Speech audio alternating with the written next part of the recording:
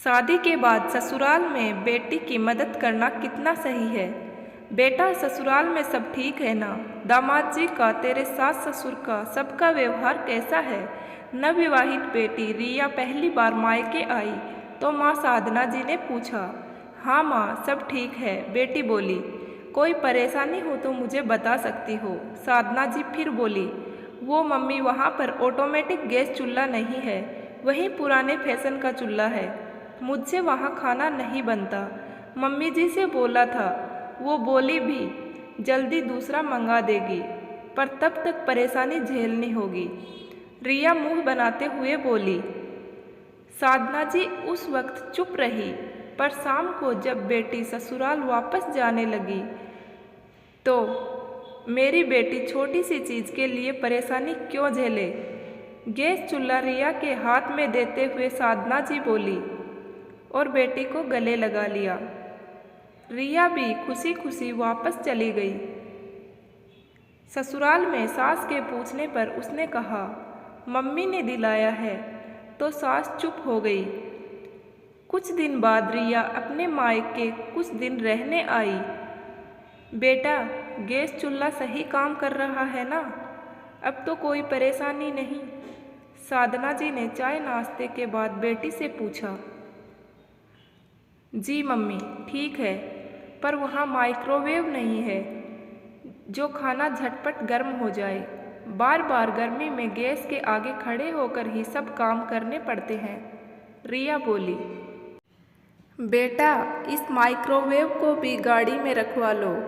रिया जिस दिन वापस जा रही थी उस दिन साधना जी बाहर से आई और ऑटो रिक्शा से माइक्रोवेव उतरवाते हुए बोली, पर मम्मी, ये आपने क्यों खरीदा? रिया माइक्रोवेव देख बोली।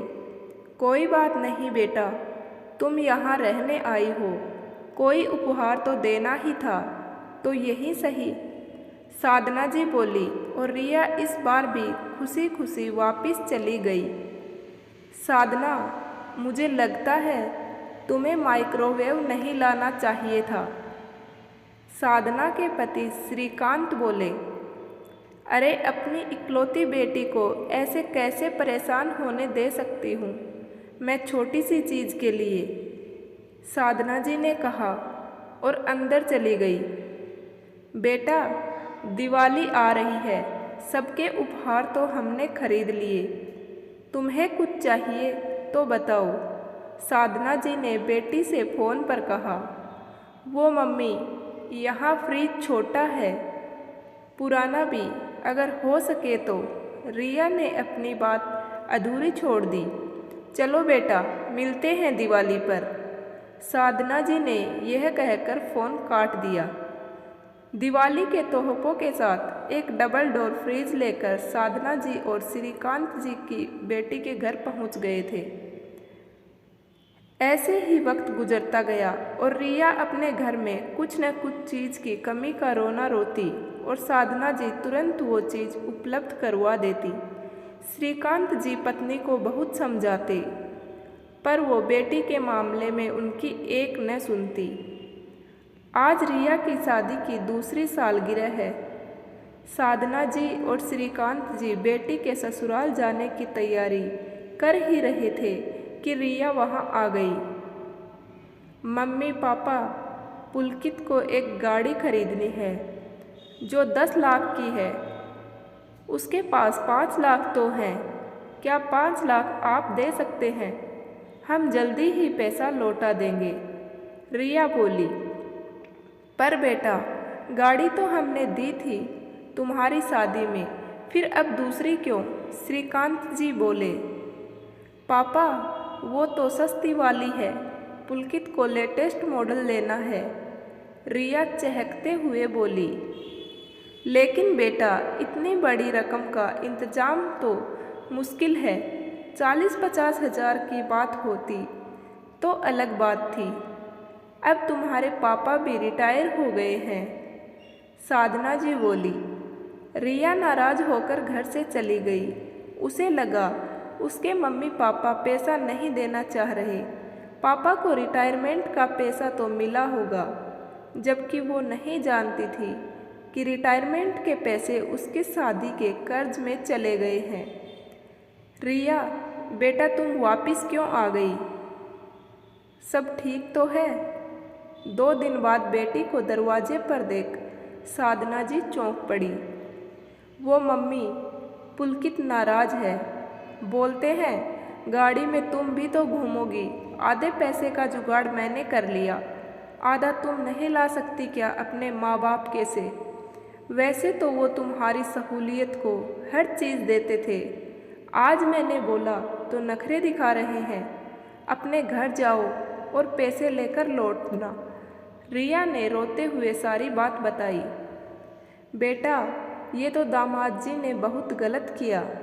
10-20 हज़ार की चीज़ और 5 लाख रुपए में ज़मीन आसमान का अंतर है। साधना जी तनिक रोष में बोली। पर मम्मी, वो बाद में लौटा देंगे ना, आप प्लीज़ अभी दे दो पैसा। रिया बोली। बेटा, पैसा है कहाँ, सब तो तुम्हारी शादी के कर्ज चुकाने में ख़त्म हो गया। हम खुद अपना गुजारा पेंशन से कर रहे हैं। मैं अभी दामाद जी से बात करता हूँ इस बारे में। श्रीकांत जी वहाँ आकर बोले और दामाद को फ़ोन लगाया, पर उसने उठाया नहीं। कई बार कोशिश करने पर भी फ़ोन नहीं उठा। पापा, वो नाराज़ हैं, अगर पैसे नहीं मिले तो वो मुझे घर में नहीं घुसने देंगे। रिया रोते हुए बोली। साधना जी और श्रीकांत जी ने बेटी को दिलासा दिया और शाम को बेटी को लेकर उसके ससुराल पहुँचे, पर वहाँ ताला था।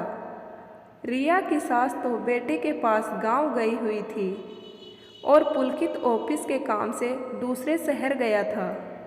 घर वापस आकर रिया अपने कमरे में जाकर रोने लगी, क्योंकि पुलकित ने उसे शहर से बाहर जाने का नहीं बताया था और अब वो फ़ोन भी नहीं उठा रहा था। काफ़ी दिन बीत गए, पर पुलकित ने उसे फ़ोन नहीं किया। उसे ऐसा लग रहा था वो अकेली है, उसका कोई नहीं है, क्योंकि पति ने पैसों के लिए उसकी सुध नहीं ली और उसे लगता था माँ बाप पैसा देना नहीं चाहते। साधना, ये सब तुम्हारा किया धरा है। मैं तुम्हें पहले ही कहता था, यूँ हर बार बेटी की मदद करना ठीक नहीं। तुम्हारे बार बार बेटी को ज़रूरत का सामान देने से बेटी और दामाद जी को ये लगने लगा है हम कैसे भी करके उन्हें पैसे देंगे ही। आज जो तुम्हारी बेटी यूँ घर बैठी है, उसमें गलती तुम्हारी ही है। क्या हो जाता अगर वो साधारण चूल्हा इस्तेमाल करती, छोटा फ्रिज इस्तेमाल करती या बाकी चीज़ें ना इस्तेमाल करती? श्रीकांत जी ने पत्नी से गुस्से में बोले। सही कहा आपने, मुझे लगा था मैं अपनी इकलौती बेटी की मदद कर रही हूँ, पर नहीं जानती थी मैं तो उसे पंगु बना रही हूँ। बहुत बड़ी गलती हो गई मुझसे, पर अब इसे किसी तरह सुधारिए। साधना जी दुखी हो बोली। चलते हैं कल समधन जी के पास, मुझे यकीन है वो पुलकित को ज़रूर समझाएगी। श्रीकांत जी बोले। अगले दिन सुबह ही वो रिया को लेकर पुलकित के भाई के घर चले गए। वहाँ रिया की सास से बात हुई। उन्हें नहीं पता था रिया को पुलकित ने मायके भेज दिया है। हालांकि उन्होंने भी साधना जी और श्रीकांत जी से कहा कि आज जो भी हुआ उसमें कहीं ना कहीं वो दोनों जिम्मेदार हैं। बेटी की शादी की है तो उसे थोड़ा खुद भी संघर्ष करने दीजिए। ज़रूरी नहीं जो पीहर में हो वही ससुराल में भी हो। फिर उन्होंने तुरंत पुलकित को फ़ोन करके आने को कहा। शाम तक पुलकित आया और माँ की डांट पड़ने पर उसे अपनी गलती का एहसास हुआ और वो रिया को साथ ले गया। साधना जी और श्रीकांत जी अपनी समधन का शुक्रिया अदा करते नहीं थक रहे थे। उनकी समझदारी ने बेटी का घर फिर से बसा दिया। दोस्तों, ऐसा अक्सर होता है, बेटी को ससुराल में थोड़ी भी परेशानी हो या किसी चीज़ की कमी हो, माता पिता तुरंत दिला देते हैं। ज़रूरत बाद में आदत बन जाती है। और बेटी और दामाद अनावश्यक मांगे करने लगते हैं, जिनको पूरा न करने की दशा में बेटी को परेशानी भी झेलनी पड़ जाती या रिश्तों में खटास आ जाती है। बेटी को उपहार देना गलत नहीं है, पर हर बार उसकी छोटी छोटी ज़रूरतें पूरी करना बच्चों को पंगु बना देता है और उन्हें सहारे की आदत पड़ जाती है। आपने बेटी की शादी की है, अब उसका सुख दुख में साथ दीजिए, पर कुछ परेशानियों का सामना खुद भी करने दीजिए। उम्मीद करती हूँ ये कहानी आपको पसंद आई होगी। कहानी पसंद आई हो तो वीडियो को लाइक करें और चैनल को सब्सक्राइब करें। पूरा वीडियो देखने के लिए आपका बहुत बहुत धन्यवाद।